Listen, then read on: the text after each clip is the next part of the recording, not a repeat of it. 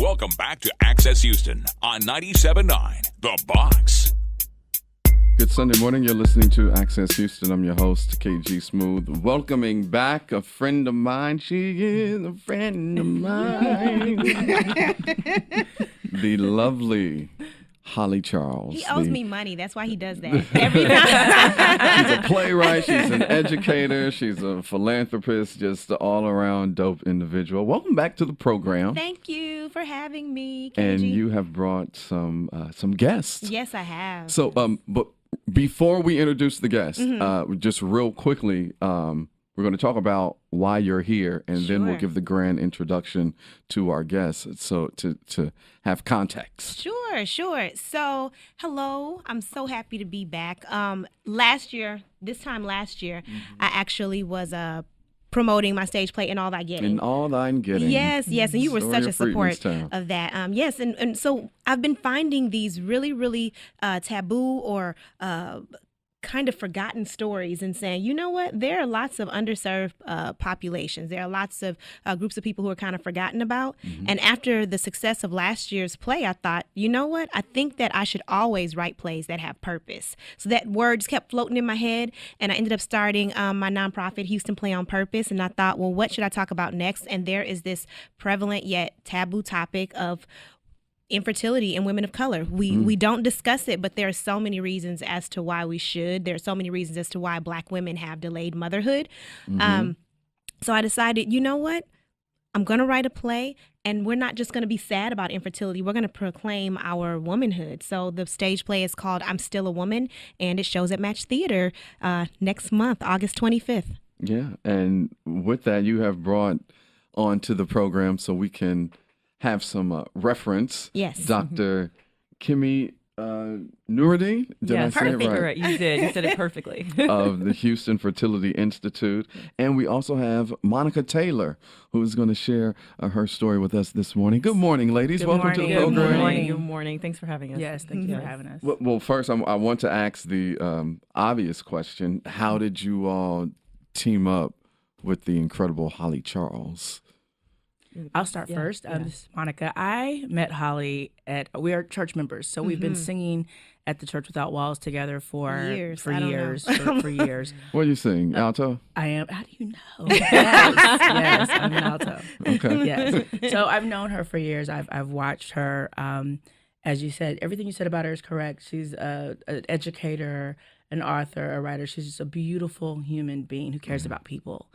And so Holly began to know my story when my husband and I were going through our IVF treatments. We shared with a small, intimate group, the praise team at the Church Without Walls, during our last IVF process, and just asked for prayer.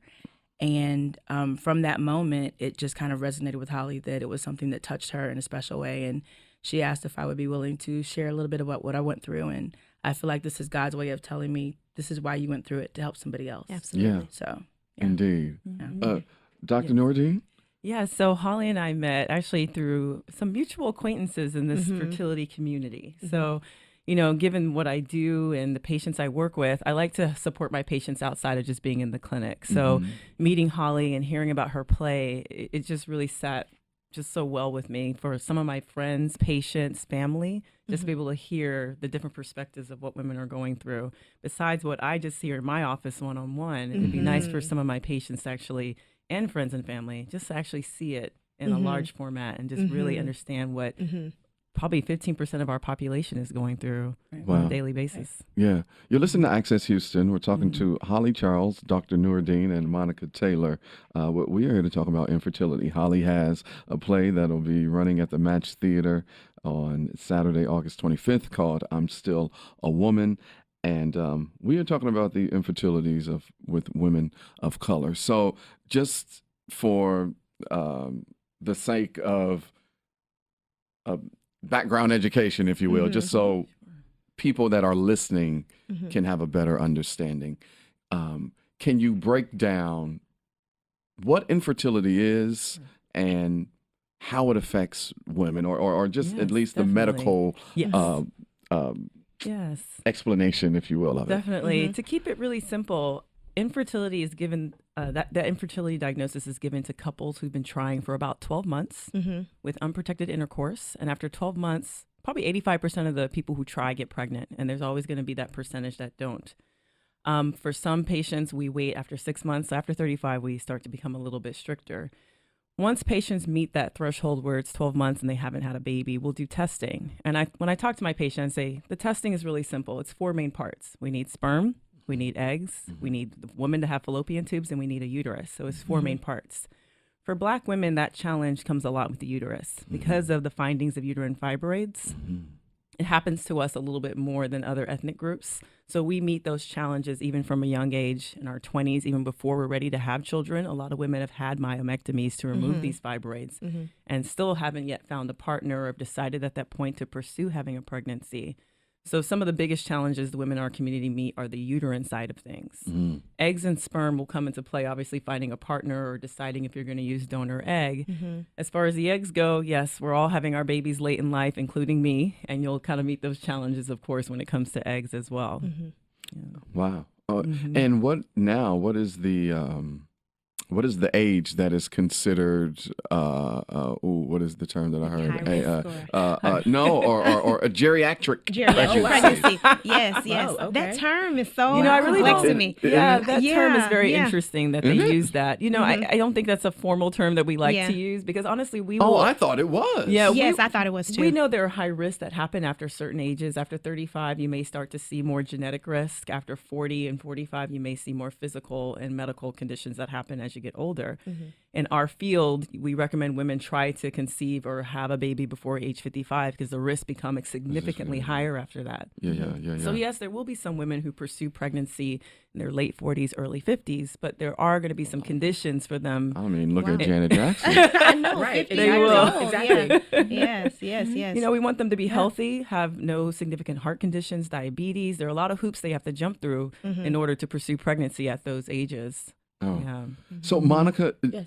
did you go through said process? I did. And the funny thing about me, so I started the process of, okay, so what's wrong? How come I haven't gotten pregnant yet at the age of 40? This was my second marriage. And in my first marriage, I was in my 30s and we really didn't try, but we really didn't not try. So I found out that I had PCOS during my first marriage in my 30s. That's polycystic ovarian syndrome. And so what happens is my eggs were not maturing. They were like premature eggs or whatever. So they weren't I wasn't creating embryos or I wasn't ovulating correctly. So I went through that in my 30s. I got remarried, and in my 40s, we decided, you know what, let's grow our family. My husband had 2 daughters. They were 7 and 9 at the time. And even they were like, hey, we'd like a little brother. So I said, okay, well, let's go through the testing. And so everything that you mentioned, I went through all of those testings and all those tests to find out that there was blockage in my tubes, in my fallopian tubes. So the only option for me was to close those tubes off because the fluid in and out of the tubes that were coming in and out, it was not safe for my uterus. So they closed my tubes off and IVF was the only option left for me. I'm sorry, I'm just taking it all in. This Yeah. is so. It's So what she's describing, lot. the fallopian tubes, sometimes they're our conduit for the egg and sperm. Right. When there's fluid there, that fluid actually can get in the way of a pregnancy happening successfully. So we end up blocking them off just to make sure that if you do IVF, that fluid would not play a role. Yeah, with your success. Right. Man, let's get the education. You're listening to Access Houston. We're talking to Dr. Nurudeen, Monica Taylor, and Holly Charles. Holly has written a new play from the Houston Play on Purpose. They're presenting the play I'm Still a Woman on August 25th at the Match Theater, and it is about women who are having fertility issues and they cannot get pregnant. And so I'm glad that you brought this to my attention. This is very eye-opening. I hear it in passing. There's, episodes of television shows where they touch on it, but listening to you more, Monica, and you, Dr. Nurudeen, I think my brother and his girlfriend was going through that because I remember, we were FaceTiming one time. He was like, the alarm just went off. Hey, bro, I gotta go. Like, it's time. Yeah. And I'm like, what? And so he told me that he and his girlfriend, they were going through the IVF. That timing is very important. And I was like, wow, like I didn't know. So my youngest brother him and his girlfriend went through that. They got pregnant. As a matter of fact, my niece Khalees was born July 7th. That's So, awesome. no, wait, that was my other niece. That was her birthday. No, Khalees was born on June Get it right. 29th. Gotta get it right. Yeah, They're June close, 29th. they're close. She's a Cancer. I have two nieces. They're both cancers. Right, I was It's gonna say, close. they're both cancers, right? Within a week. It's close. Right. Yeah, within a week. Yeah. A year and I a get week that. apart. They are going to Wow. be thick as thieves. I know it. So they got pregnant. The baby's here. She came a little early because she was supposed to, I think she was supposed to come like around this week. Oh, okay. But came a couple of weeks early. And so, oh man, I didn't even know. This is I'm sorry, I'm having a real real it's time. You know what really aha moment. made me want to write this play is that every time I spoke with someone, they were either hesitant to talk to me about it or wouldn't talk to me about it at all. And a lot of the, the friends and family that I know who were going through it. And there was this common theme of isolation. Right. There was this common theme of it's just me going through this. And I thought it was really important to write a play where we have 8 characters, women of color, that you can look at and say, that's me. There are, and I want to be really, really clear and say this is not an issue that just Black women are facing or just Latino women are facing. This is, it's a woman issue. It's a woman issue. Yes. The reason why I chose to speak to the Black female experience is because it's so taboo that people are not becoming informed, and because there's an overwhelming amount of statistics and numbers and evidence that support the fact that Black women are more likely to have these issues, not because biologically they're incapable, but because of our dating culture, our marital culture, because of the fact that we tend to get married after the age of 33, because of the fact that in our community alone we make up nearly 70% of all the master's and doctoral degrees, so we're leading those households because of the fact that we're still in the state of Texas as Black women making 58 cents on the dollar to a white male and may not be able to continue on with IVF. The fact that by the time we're 50, we have an 80 to 90% chance of actually having uterine fibroids, which can then, so everything about being a Black woman says that you have this tendency to suffer from this, and it has to do with not that you're doing anything wrong or that your bodies are incapable, but everything about our culture says it. I mean, Black women start our menstrual cycles earlier than any other race. That causes uterine fibroids. Our hair relaxers and other products that we put in our hair that causes uterine fibroids. Everything about being a Black woman, especially right now, where female entrepreneurship for Black women is up 322% in the last 20 years. All of that says we're securing the bag, and then later on we're trying to find mates in this shrinking dating pool because of the fact that we're the most educated, demographic in the U.S. Like I did so much research and realized there's nothing wrong with us. Right. There's we've been spending our time wisely, but everything about being an African American woman says that by the time you are ready and capable of starting that family, you may have to look to non-traditional means of conceiving. And I think it's, like you said, it's all about education. I'm the director of fertility preservation at my practice, and it's my goal to make sure women have this information coming out of college. A lot of us have these career goals already in place, and sometimes you got to plan a little bit for if you are ready to pursue your family at that time. Are you okay to pursue either adoption, living childlessly, donor egg, or be able to have the option of using your eggs that you froze at age 20. I think women need to plan and have that option and have the information available because it's there. I don't feel like anyone should feel forced to go one way or the other. Right. But they should examine what would I regret maybe at 45 if I hadn't pursued it. What are the things I would be comfortable with? What would I not be comfortable with? And culturally, we don't tend to move towards proactive health care.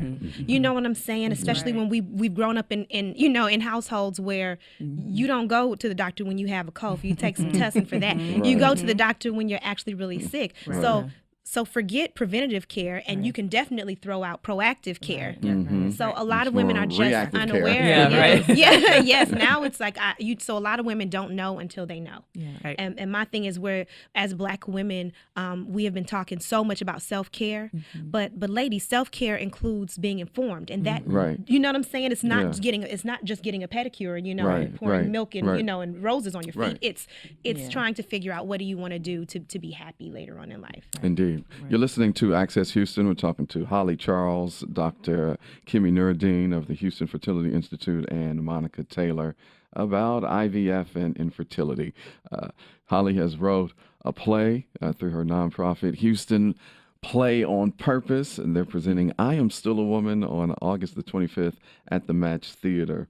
When I was doing radio in Columbus, Georgia, one of the salesmen was like, hey, I got this doctor that's coming in to talk about uterine fibroids. Do you feel comfortable conducting this interview? Because it really is for women, and, you're a man. So I'm like, but I'm a professional, and this is what I do. So, let's have the conversation. And so he was talking about the breakthrough of removing the uterine fibroids from a woman's uterus without them having to have, parts removed, or what originally happened. A woman's had to take.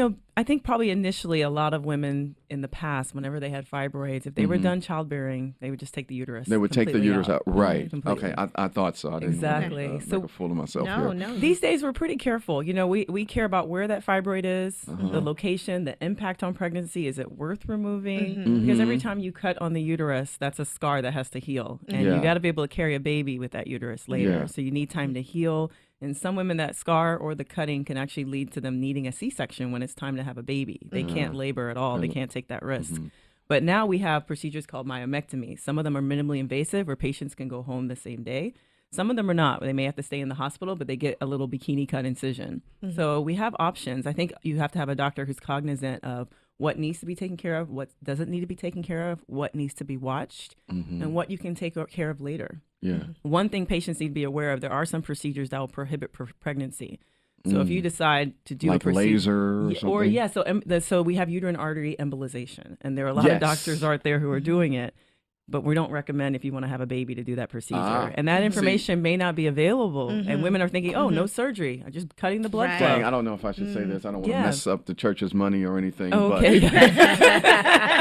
But Radio 1 is running ads of, a client that offers that.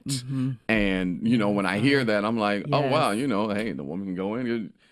Get it taken off, she's done. But as of now, we don't recommend babies trying to get pregnant right, if you're trying to get after that uterine artery. Now, that is something that was not mentioned in the disclaimer on the spot, or I don't know if women who are looking into that, if that information is privy once they get more on it, but that is an important point. It is. It's unfortunate when they come and see us and they've had that procedure and may not have been informed about the risk, and why it's not recommended if you still want to have a child. So, Holly, you had mentioned earlier about things that would cause women to have this issue, i.e., the creamy crack, putting perms in. I heard that has been like the main issue with Black women or women of color, has been that perm that has caused them to have that. Are we up on the research on that? So studies show it's not concrete now, but we do feel anything. Obviously, chemicals, toxic exposures. In this, as a general, in this world and country, we're obviously working to do better with that. I think Black women, we do have a genetic predisposition that's there, and the research shows that. As far as exposures, it's not superiority. Yeah. I mean, come on. They're stealing you all cells to, make breakthrough medicine. Like, you are literally magic for real in real life. Black girl magic. Black girl magic. I'm sorry, continue. We definitely need more research, especially there's health disparities when it comes to treatment for certain certain conditions for certain ethnicities. So hopefully there'll be more research that comes around that kind of explain a little bit about it. But right now we know there's a genetic predisposition that they see. I tell all my patients to work on any chemical or toxic exposures. I think it's only going to help them in the long run. So, Indeed. So, Holly, we know what the play is about, but can you just give us a little insight on these 8 characters that are in the play? Because as you said earlier, you hope that women will come and see that, like, oh, I see me, or I know that, like, something familiar would come up. Can you just tell us real quick about these 8 ladies? So what I wanted to do before I even say that is what I wanted to do was remove the stigma that there's something wrong with you, or to remove shame. So I wanted you to see women that look just like you, because unfortunately we're not having the conversations with each other. We're not having you're them too with embarrassed. We're too Or embarrassed. to- You know, the irony the is judgment. that, yes. Because I hear women say a lot like, you know, if I can't have a child, like Right. I'm not a real woman. Right, Right, absolutely. right. Monica, The- you went the, through- I mean, the word barren just continues to stick out to me, because Absolutely. that's the feeling. You feel Yeah. like, why me? You know, and you look at other women, literally in the grocery store, you see someone that's pregnant, and you're like, why me? Yeah. People are having babies left and right. What's wrong with me? Or people will come up to you and say, well, don't you want children of your own? When I have Very two insensitive. beautiful, I don't call them stepdaughters, but God has given me, I'm in this daughters, yeah. motherhood role already. So I'm thankful for I'm still a woman, because you do feel like, okay, well, I'm missing that one element Right. that keeps me Right. from being a woman. Is my husband looking at me as not Less as less of a than. woman? Right. You know, so yeah. Sorry, go ahead. No, you're fine. I Yeah. think and that's a really, really important point that you made. I think that we spend the first, portion, of our adulthood trying to fight this stigma of being a baby mama, and then we're embarrassed by that, by that tagline, and then Right. we're embarrassed that we can't actually become that. Right. I think we just keep a lot of things in, like it's this tragic thing that we feel like we don't have the right to say out loud, and we feel like there's this disappointment. For myself, I'm a 37-year-old woman who's never tried to conceive.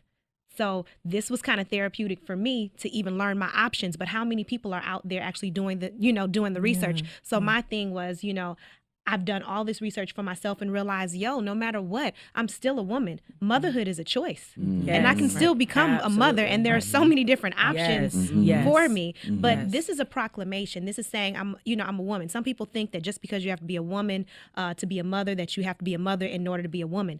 That word barren, I hate that word, because me it insinuates that you're not Right. fruitful in any Right, other right, area of your exactly, life. exactly. And Exactly. so we Never thought about it like that. Yeah. it's a really a hurtful and awful word. But I think that we have to see what our options are and not feel ashamed of what we want to do. So I want someone who comes to play, if they decide, you know what, I don't think I want to go the medical route, Right. don't feel ashamed of that. Right. Right, There may right. be some women who say, Exactly. you know what, I thought I was going to become a mother early, but now Right. I think that, you know what, this Black girl magic movement and my life as it is, I think I'm happy, and Right. I'm kind of, my family's been telling me I'm going to regret it, but I don't think I am. Right. Right. I want whatever choice you make, I want you to see a woman. So these 8 characters, we have some who decide that maybe I'm going to freeze, and maybe I'll make the decision if and when I am ready. Right. But there's no shame in that, because you're still a woman. right. There's someone who decides to adopt. There's no shame in that. I'm still a woman. There's someone who decides that, I'm going to do a gestational carrier. I'll have a surrogate. But you know what? I'm still a woman. Motherhood is the choice. We have to remove the stigma, especially when we consider all the elements that make it very difficult to create a family in the Black community. Right. Oof. So profound and so true. I know. gotta remove it. And what a way to wrap up this conversation. Yes. Right there. Listen here, Houston. Go ahead and mark your calendars. Make a calendar event in your phone. Please. For August the 25th, Saturday, August the 25th at the Match Theater, 3 p.m.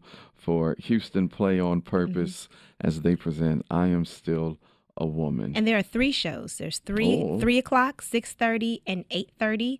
And you can go to HoustonPlayOnPurpose.com for your tickets. HoustonPlayOnPurpose.com. And you've teamed up with the Houston Area Urban League, the Young Yes. Professionals as Yes. well. And I'm so glad that they did that. I'm glad they have a man who is, their new president. And he decided, these are about our families. And the fact that you are excited about hearing this, the likelihood of you marrying a Black woman and then having to deal with this is not just a woman issue. This is a community issue. Right. Yeah, Right. yeah. So men can come Yes. to the play. Yes. We all should be Yes. informed. Come on, Jay-Z, at his concert, Hova. Talk about it's not a white issue, it's not a Black issue, it's a human It's a issue. human issue. It really It's a human is. It issue, really so- is. The lovely Holly Charles, Dr. Nurudeen, thank you, and Monica, thank you for coming on. Thank you Thank for you for having being us. brave and sharing Thank your you. Not a your problem. story. Dr. Nurudeen, thank you No, for the thanks So much knowledge. information. And Holly, Yes. it's always a pleasure to see you. Open invitation. I love that you're doing this. So good Thank you. stuff. Thank So you. thank you all. Thank you. Welcome. Thank you. And thank you for listening to Access Houston.